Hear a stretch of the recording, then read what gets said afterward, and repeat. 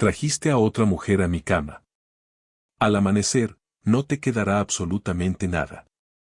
Firma los papeles. Cariño, espera, por favor. Fue un error. Tu error te va a costar todo lo que tienes. Las pesadas puertas de roble de la alcoba principal se abrieron de par en par, y lo que Arabella encontró del otro lado no fue el abrazo de su flamante esposo, sino la más cruel de las traiciones. Ahí estaba él, sosteniendo entre sus brazos a una mujer de cabello dorado, riendo sin ningún pudor. Toma el vestidor, querida, le dijo con desprecio. Arabella no lloró. Antes del amanecer, ella lo haría tragarse cada una de esas palabras. Corría el año 1814, y la implacable alta sociedad de Londres estaba completamente consumida por la boda del siglo. El aire dentro de la iglesia de St. George, en Hanover Square, estaba cargado del aroma de las rosas blancas, de la cera ardiendo, y de los susurros envidiosos y discretos de la aristocracia inglesa. Lady Arabella Montgomery, única heredera del inmenso imperio mercantil Montgomery, se casaba con Tristan Somerset, el noveno duque de Rodbury. A ojos de cualquiera, aquello parecía sacado de las páginas de una novela romántica. Tristán era devastadoramente apuesto, de cabello negro como el cuervo y ojos color de mar embravecido. Llevaba un título que se remontaba hasta la conquista normanda. Arabella, en cambio, era una mujer llamativa pero práctica, de mente más afilada que el cristal cortado, forjada tras años de observar a su difunto padre construir un imperio de barcos mercantes que dominaban los puertos de las Indias Orientales. Pero esta unión no era un matrimonio por amor. Era una transacción fría y despiadada. El duque de Rodbury poseía un enorme poder social, pero se ahogaba en una ruina heredada de generaciones. Arabella, por su parte, poseía una fortuna tan colosal que hasta la propia corona susurraba sobre ella. Sin embargo, necesitaba un título nobiliario para asegurar su posición social y proteger sus bienes de pretendientes ambiciosos y de menor rango. O al menos, eso era lo que Tristán creía. La recepción, en la enorme mansión del duque en Grosvenor Square, fue un despliegue de puro lujo. El champán corría como si fuera agua del Támesis, y la orquesta tocaba valses que hacían vibrar los candelabros de cristal. Durante toda la velada, Tristán interpretó a la perfección el papel de esposo enamorado. Besó la mano enguantada de Arabella. Le susurró palabras dulces para el disfrute de los chismosos que los rodeaban, y sonrió con una calidez tan convincente que, por un instante, Arabella casi llegó a creer que ambos podrían construir una sociedad formidable. Ella no pedía amor, pero sí esperaba respeto. Cuando el gran reloj del vestíbulo dio la medianoche, llegó el momento de que los recién casados se retiraran. Los invitados vitorearon, alzando sus copas mientras Arabella era conducida por la gran escalera de mármol hacia la suite ducal. Su corazón latía con un ritmo firme y pragmático contra sus costillas. Estaba preparada para cumplir con su deber. Estaba preparada para ser duquesa. Pero cuando las pesadas puertas de roble de la alcoba principal se cerraron detrás de ella con un chasquido, la embriagadora ilusión de aquella noche se hizo pedazos, unos pedazos afilados y sangrantes. Arabella entró en aquella habitación cavernosa, iluminada por un fuego rugiente y decenas de candelabros. De pie, al pie de la enorme cama con dosel, estaba su esposo. Pero no estaba solo. Envuelta en una escandalosa bata de seda carmesí, bebiendo de una copa de cristal el brandy importado que pertenecía a Arabella, se encontraba Penélope Dane. Penélope era una reconocida actriz de teatro, una mujer de rizos dorados y una reputación capaz de hacer que las matronas de la sociedad se llevaran las manos al pecho. Arabella se detuvo en seco. El silencio en la habitación era ensordecedor, roto únicamente por el crepitar del fuego en la chimenea. Tristán no parecía avergonzado. Tampoco parecía asustado. Al contrario, una sonrisa lenta y cruel se dibujó en su rostro aristocrático. Se aflojó con toda calma su impecable corbata blanca y rodeó la cintura de Penélope con un brazo posesivo. La amante soltó una risita, dirigiendo hacia la nueva duquesa una mirada cargada de lástima y de burla. Tristán, dijo Arabella, con una voz inquietantemente calmada, aunque la sangre le rugía en los oídos. ¿Qué significa esto? El significado, mi querida Arabella, es que nuestra transacción de negocios terminó en el altar, arrastró Tristán las palabras, con un tono cargado de condescendencia. Ya tienes tu preciada corona. Eres la duquesa de Rodbury. Los periódicos de sociedad te van a adorar, pero mi vida privada sigue siendo enteramente mía. Penélope ha sido mi compañera durante 3 años, y así seguirá siendo. Señaló vagamente hacia una pequeña puerta en penumbras, en la esquina de la suite. Hay un catre en el vestidor. Puedes dormir ahí esta noche.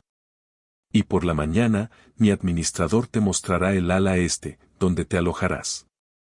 Haremos nuestras apariciones públicas cuando sea necesario, pero no confundas nuestro acuerdo financiero con un derecho sobre mi cama o sobre mi afecto. Penélope se rió, un sonido agudo y estridente. No te preocupes, su gracia, ronroneó la amante, usando el título como un arma. La verdad es que él es terriblemente exigente. Deberías darme las gracias por quitarte esa carga de encima. Una mujer con menos temple se habría derrumbado. Una mujer con menos temple habría llorado, habría gritado, habría lanzado un jarrón contra la pared, o habría huido de la habitación entre lágrimas de humillación. Por un instante fugaz, Tristán se preparó para el ataque de histeria. Pero Arabella Montgomery era hija de su padre. Había crecido entre comerciantes despiadados, capitanes de puerto y negociadores sin escrúpulos. No lloró. Su rostro se transformó en una máscara de porcelana, pura y aterradora.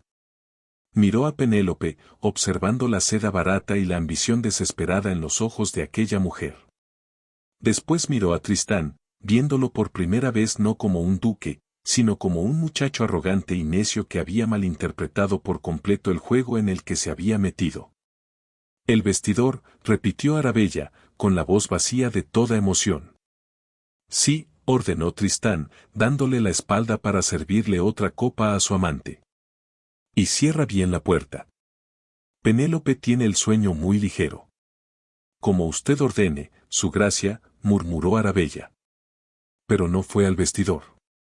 Giró sobre sus talones, el pesado vestido de novia susurrando contra la alfombra persa, y salió en silencio por las puertas principales, cerrándolas suavemente tras ella. En el instante en que el pestillo hizo clic, la duquesa de Rodbury dejó de ser una novia. Se convirtió en la arquitecta de la ruina de su esposo. Los pasillos de la mansión de Grosvenor Square estaban oscuros y silenciosos, los sirvientes se habían retirado a las plantas inferiores para celebrar la boda con la cerveza sobrante. Arabella se movía como un fantasma entre las sombras. No buscaba consuelo. Buscaba el despacho privado del duque. El despacho estaba cerrado con llave, pero Arabella, anticipando que necesitaría manejar los asuntos de la propiedad, ya se había hecho, el día anterior, con un juego maestro de llaves a través del ama de llaves. Deslizó la llave de bronce en la cerradura, la giró, y entró, encendiendo una sola lámpara de aceite. El cuarto olía a cuero viejo, a tabaco rancio y a desesperación. Tristán creía tener todas las cartas a su favor. Creía que, según la ley inglesa, un esposo adquiría el control absoluto sobre la fortuna de su esposa al momento de casarse.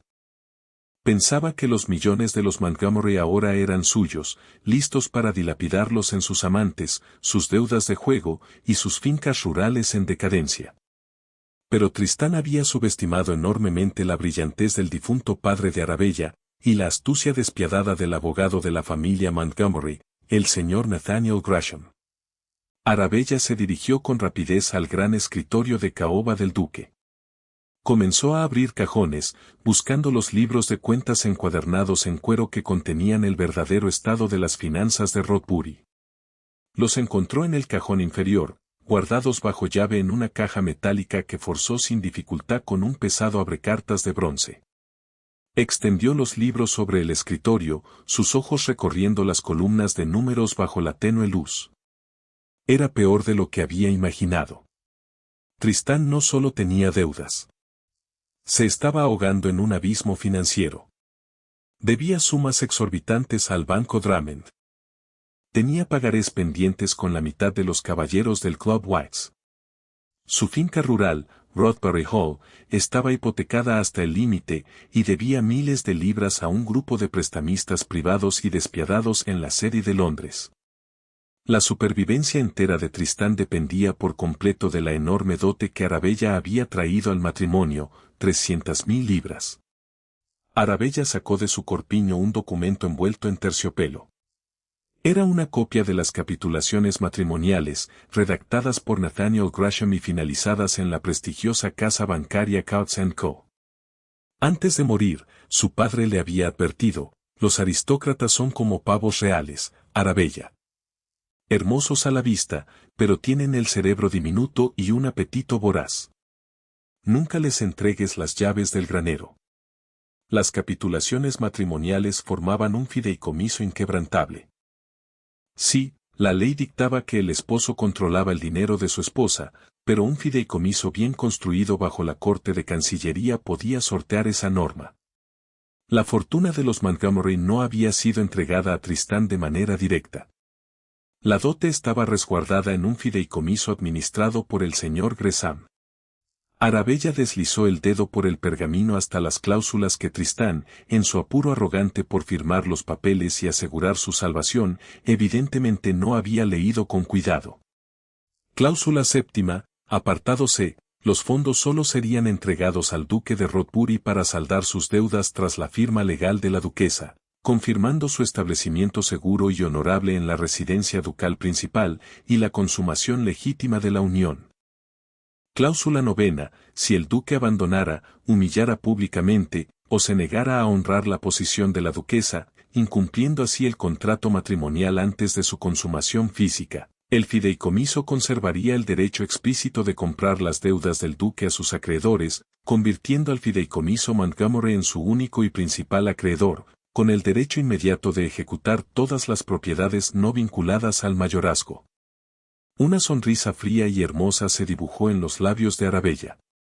Tristán había traído a su amante a la cama de bodas. Había negado explícitamente la consumación del matrimonio.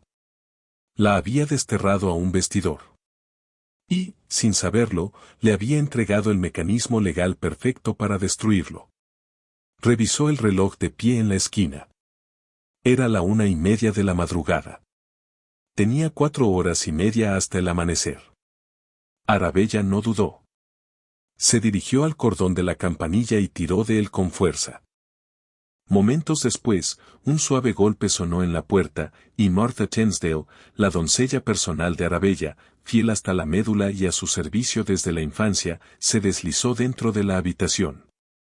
Marta observó el rostro de su señora, pálido, feroz y completamente ajeno a cualquier dicha de recién casada, y de inmediato se puso en alerta. «Mi señora», preguntó Marta en un susurro. «Marta, el duque ha decidido ocupar su alcoba con una mujer llamada Penelope Dane», dijo Arabella, con voz firme y práctica. Marta ahogó un grito, el rostro enrojecido de indignación. «Ese absoluto miserable. Voy a llamar a los lacayos. La arrojaremos a la calle ahora mismo». «No». Arabella la interrumpió con firmeza. «No haremos nada de eso. Que duerman. Que disfruten de su brandy robado y de su necia arrogancia. Necesito que hagas algo con absoluta discreción. Vas a salir de esta casa por la entrada de servicio.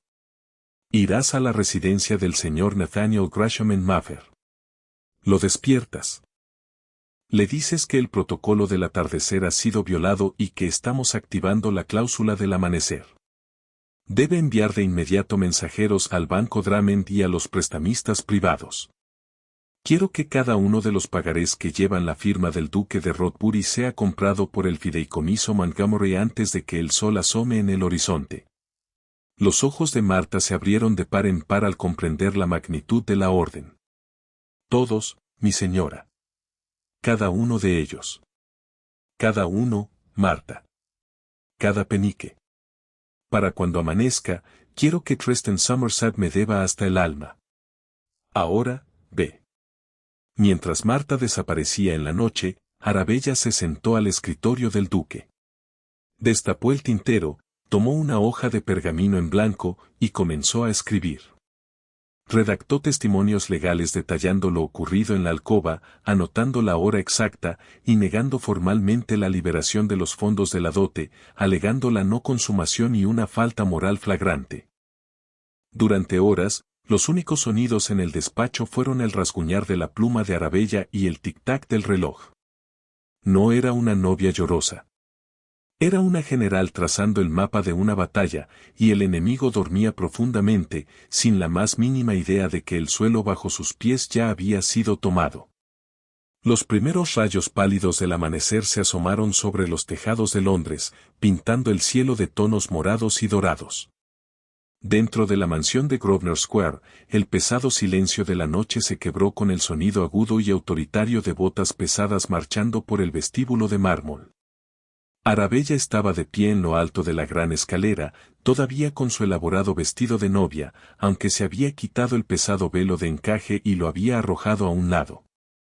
Miró hacia abajo y vio al señor Nathaniel Gresham, con su corbata habitualmente impecable atada con prisa, cargando un enorme maletín de cuero.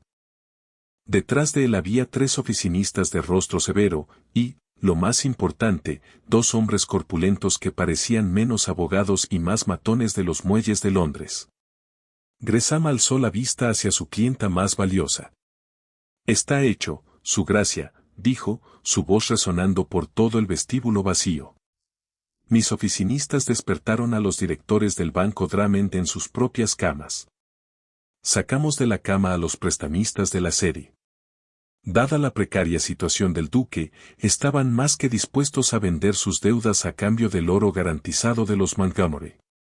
Desde las 5:45 de esta madrugada, el fideicomiso Montgomery es dueño de cada hipoteca, cada marcador de juego, y cada deuda pendiente vinculada a Treston Somerset. El total es asombroso, casi 200.000 libras. Arabella bajó las escaleras, su expresión indescifrable. Y la liberación de la dote. Gresham sacó un pergamino de su maletín. Congelada, legalmente.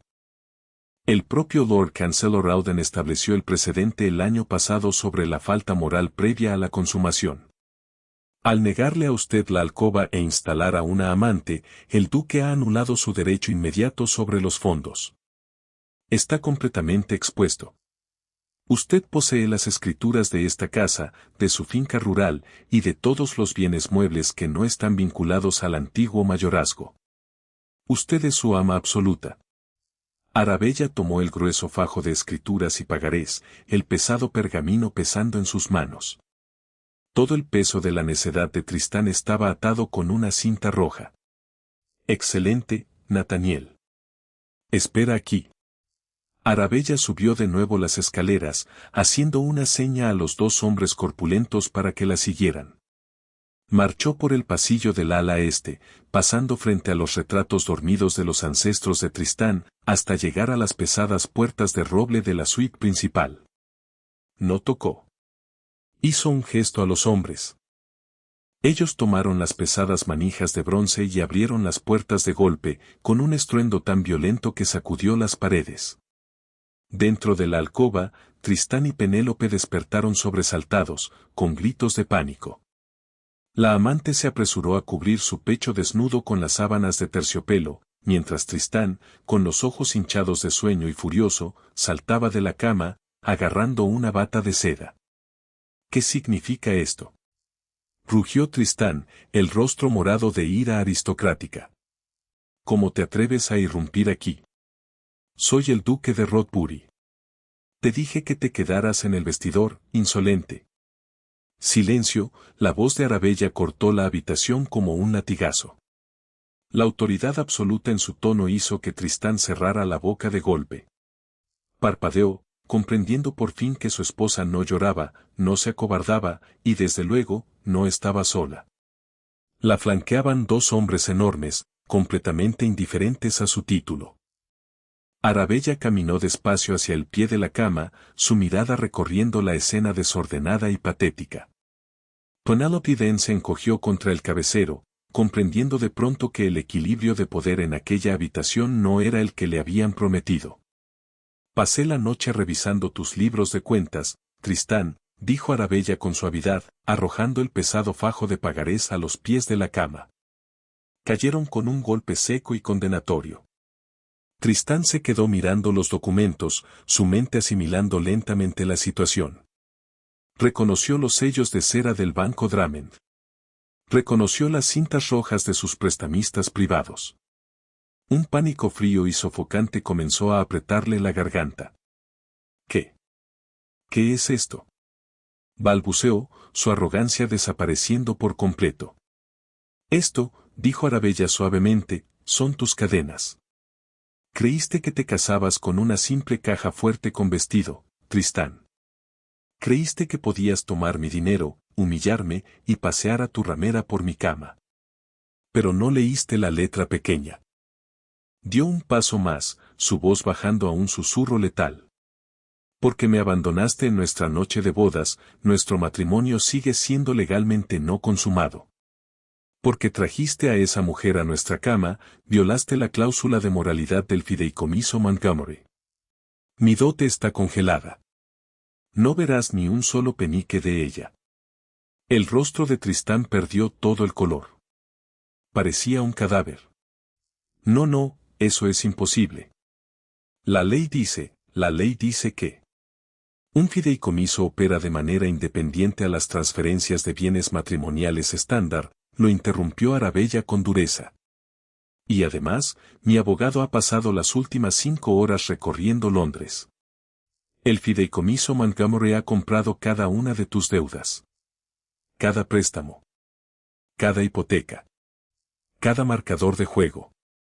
Soy dueña de todo. Penélope jadeó, mirando alternadamente a Arabella y a Tristán. Tristán, ¿qué está diciendo? Arabella ni siquiera miró a la otra mujer. Mantuvo su mirada afilada clavada en su esposo. Significa, Penélope, que el duque está en bancarrota. Significa que, desde el amanecer de esta mañana, soy dueña de la escritura de esta casa. Soy dueña de la hipoteca de Rothbury Hall.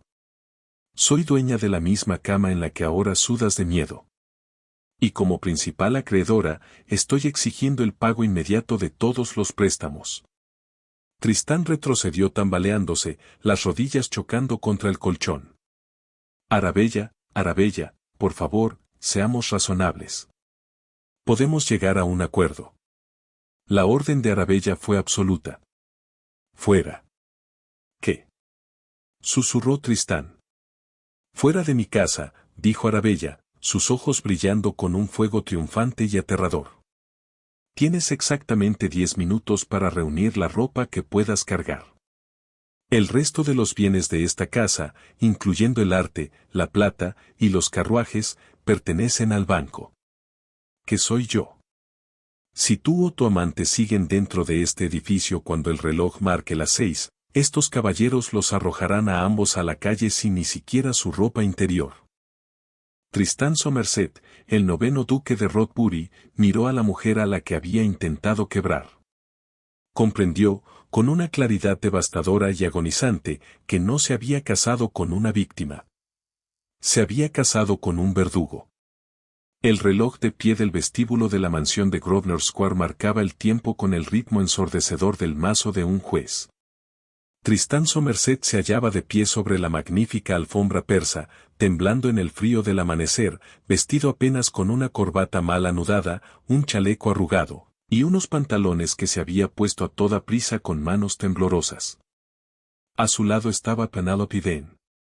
La actriz había abandonado toda pretensión de devoción dramática en el instante en que los hombres corpulentos entraron en la habitación.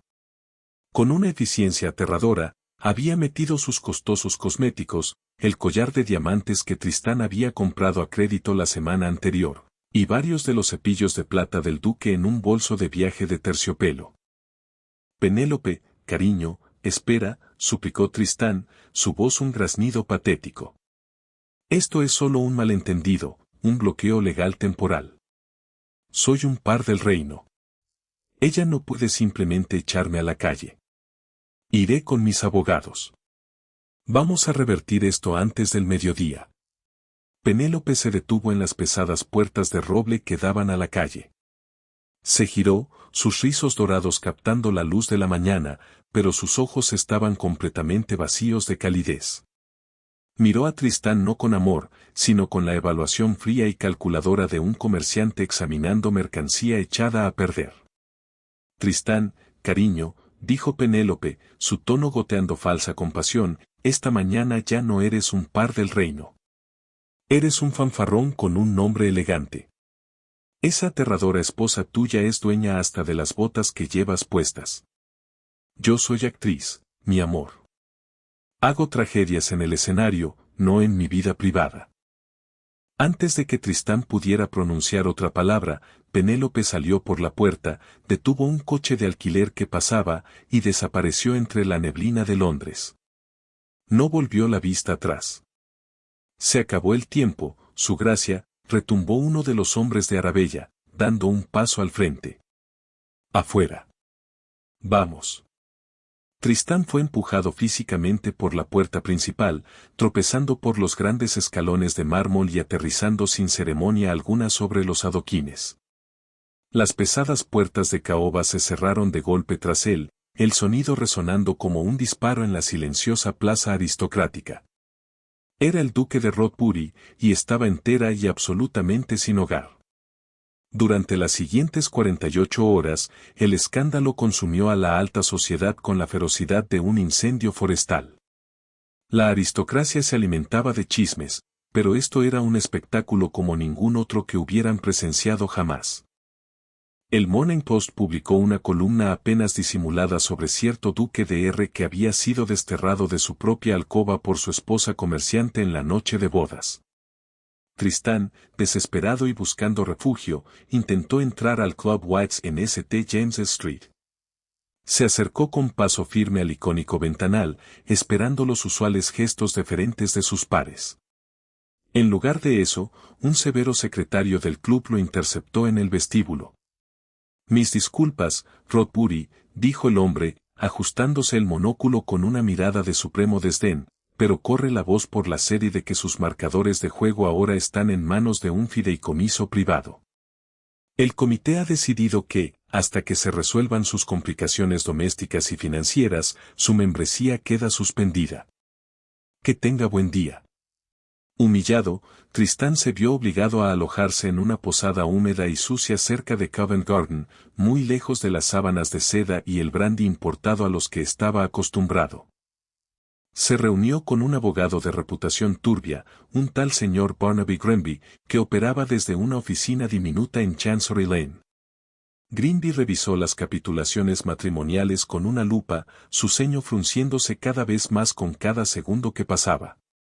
Bien, exigió Tristán, caminando de un lado a otro. Podemos apelar a los tribunales eclesiásticos. Soy su esposo. Exijo la restitución de mis derechos conyugales. La ley dice que ella debe someterse a mí, y por lo tanto, someter también su fortuna. La ley, su gracia, es un instrumento delicado, murmuró Grenby, secándose el sudor de la frente. Y el abogado de su esposa, el señor Gresham, lo manejó como un violinista maestro, al negarse a consumar el matrimonio y al documentar una falta moral flagrante la misma noche en que se selló el contrato, ella activó una cláusula punitiva muy específica. Además, ella no le robó su fortuna. Compró legalmente sus deudas. Si intenta demandarla en los tribunales eclesiásticos por sus derechos conyugales, ella simplemente lo contrademandará en la Corte de Cancillería por el pago inmediato de las 200.000 libras que le debe a su fideicomiso.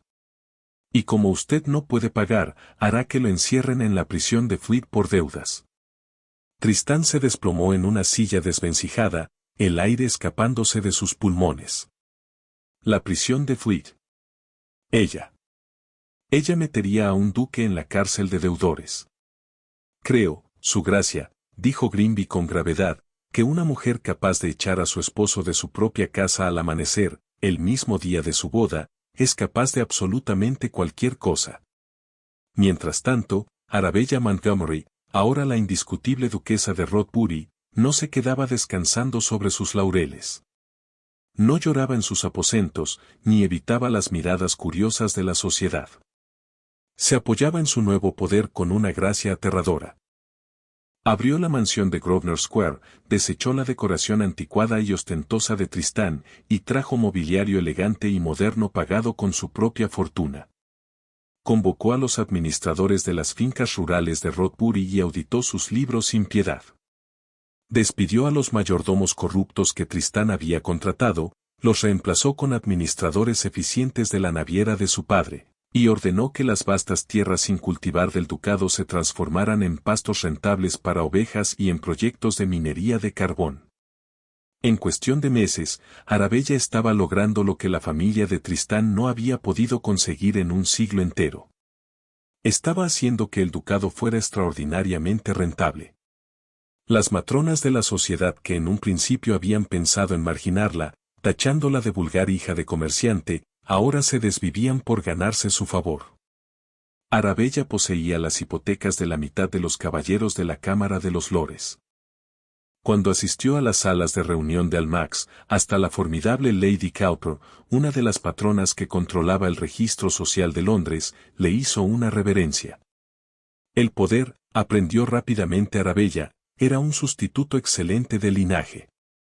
Pero Tristán aún no había terminado.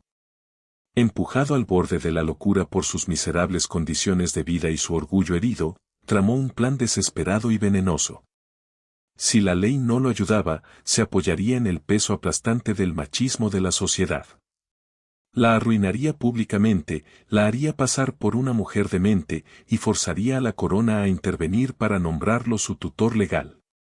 Solo necesitaba el escenario perfecto. Era la cúspide de la temporada social de Londres, y Arabella organizaba un gran baile en la mansión de Grosvenor Square. Era una exhibición estratégica de dominio absoluto. La casa estaba iluminada por miles de velas de cera de abeja. El duque de Sussex, hermano menor del príncipe regente, se encontraba entre los invitados, bebiendo el champán importado de Arabella y riendo ante su agudo ingenio. Arabella estaba de pie en lo alto de la majestuosa escalera, una imagen de autoridad inalcanzable. Vestía un traje de terciopelo azul medianoche, sin los volantes recargados tan populares en la época, adornado únicamente con un impresionante collar de zafiros que ella misma se había comprado. La orquesta tocaba un animado cuadrille cuando las pesadas puertas principales se abrieron de golpe. La música se detuvo en seco. Tristán Somerset estaba de pie en el umbral. Se veía terrible. Su ropa, alguna vez la cúspide de la elegancia, colgaba floja sobre su cuerpo demacrado. Tenía el rostro sin afeitar y sus ojos ardían con una luz febril y desesperada. Un jadeo colectivo recorrió el salón de baile. Los invitados se apartaron como el mar rojo mientras Tristán marchaba hacia la escalera, los ojos clavados en su esposa. Arabella. Gritó, su voz resonando sobre los murmullos silenciados de los aristócratas. Ya has jugado suficiente a tu jueguito. Soy el duque de Rodbury, y soy el amo de esta casa. Arabella no se inmutó. Lo miró desde arriba con la calma distante de una científica observando a un insecto. Estás invadiendo una propiedad privada, Tristán, dijo, su voz perfectamente modulada para llegar hasta el último rincón del salón. Esta es una residencia privada, y no tienes invitación. No necesito invitación para entrar a mi propia casa, gruñó Tristán, subiendo un escalón. Soy tu esposo. Por las leyes de Dios y de Inglaterra, eres mi propiedad. Y declaro formalmente ante esta asamblea que mi esposa no está en su sano juicio. Es una mujer histérica y antinatural que ha tomado ilegalmente mis bienes. Exijo que el magistrado intervenga y restaure mi lugar legítimo. La multitud murmuró. Era una acusación peligrosa.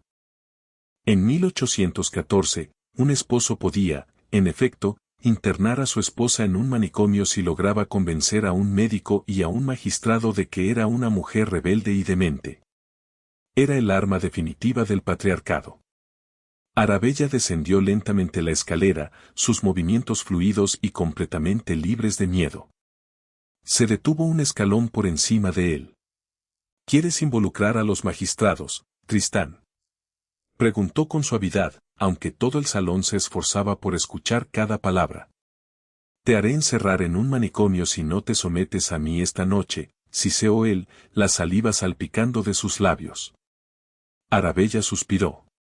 No fue un suspiro de derrota, sino de una profunda decepción. Martha, llamó con voz clara. Desde la sombra cerca de la puerta del salón de recepción, su fiel doncella dio un paso al frente, sosteniendo una bandeja de plata. Sobre la bandeja descansaba un solo expediente atado con cinta roja.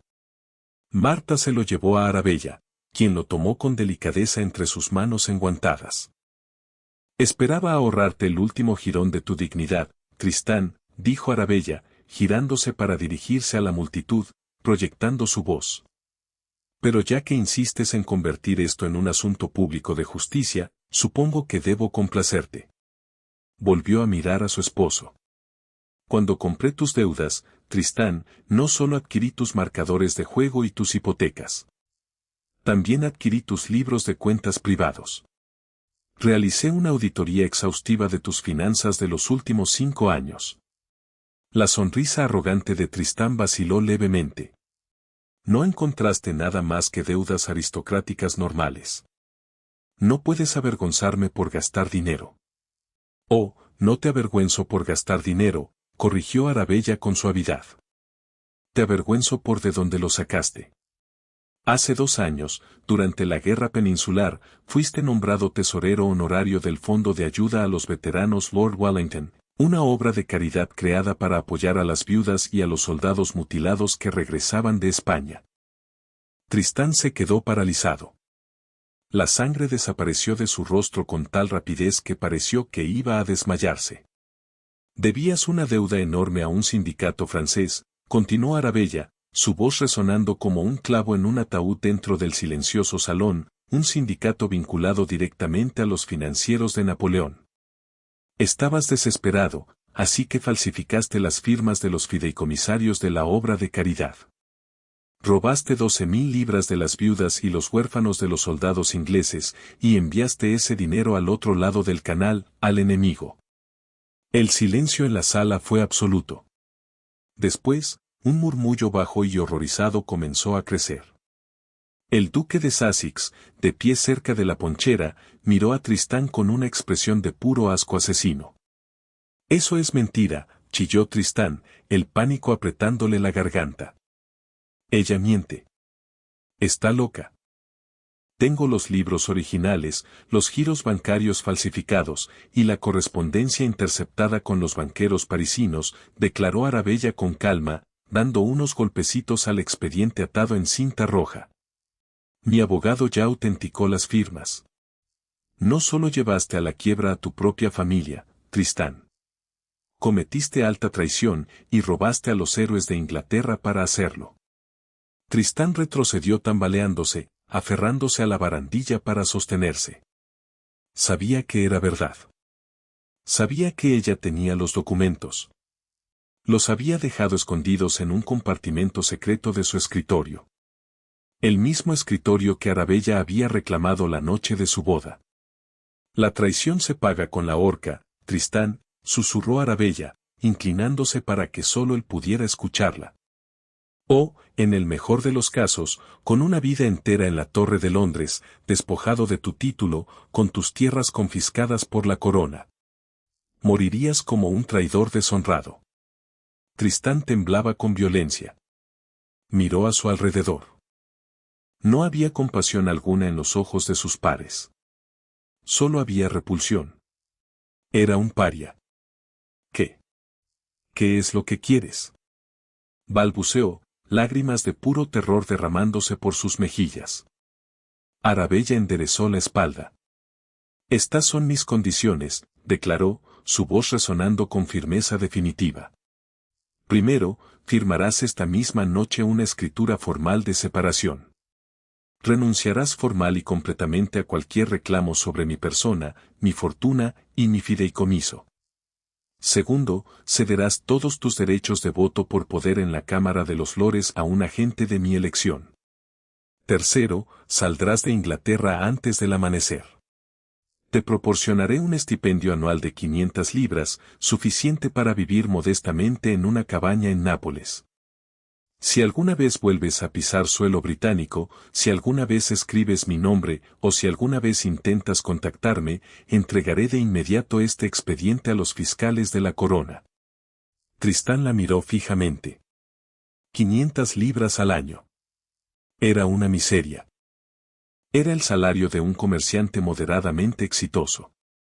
Viviría en el exilio, completamente olvidado, mientras la hija de un comerciante gobernaba su dominio ancestral. Pero la alternativa era la soga del verdugo.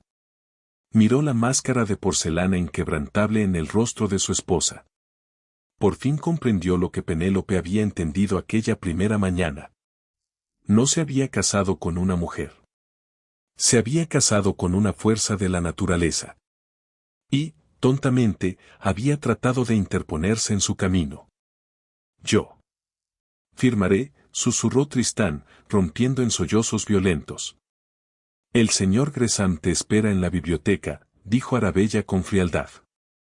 Tiene los papeles preparados. No te demores, Tristán. Tienes un barco que abordar. Arabella observó, sin la más mínima pizca de compasión, como aquel hombre roto y llorando, que técnicamente aún era su esposo, se arrastraba hacia la biblioteca, escoltado por 2 de sus lacayos. El salón de baile permaneció en un silencio absoluto durante un largo instante. La aristocracia de Londres miraba a la duquesa de Rothbury con una mezcla de asombro y terror absoluto en los ojos. Arabella se giró lentamente, el collar de zafiros brillando en su garganta. Miró hacia el foso de la orquesta. Bien, dijo, con una pequeña sonrisa triunfante jugueteando en las comisuras de sus labios. La noche es joven, y se nos prometió un vals. Que continúe la música.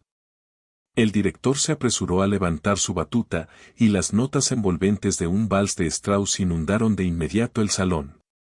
Los invitados, ansiosos por distanciarse del duque deshonrado y desesperados por ganarse el favor de la mujer más poderosa de toda Inglaterra, corrieron hacia la pista de baile. Arabella Montgomery, la duquesa de Rothbury, permaneció de pie en lo alto de la escalera, contemplando su imperio. Le habían prometido un título a cambio de su fortuna, y lo había recibido. Pero se había llevado algo mucho más valioso. Había recuperado su libertad, y jamás, jamás, dejaría que se la arrebataran de nuevo. El triunfo despiadado de Arabella demuestra que un corazón roto no es nada comparado con una venganza brillantemente ejecutada. De novia humillada a gobernante intocable de un ducado, ella le dio la vuelta a la historia e hizo que Tristán pagara cada gramo de su arrogancia. Si disfrutaste viendo a esta poderosa duquesa burlar a la aristocracia y tomar las riendas de su propio destino, dale like a este video. No olvides compartir esta historia de venganza absoluta y suscribirte al canal para más relatos históricos llenos de drama, escándalo y victoria.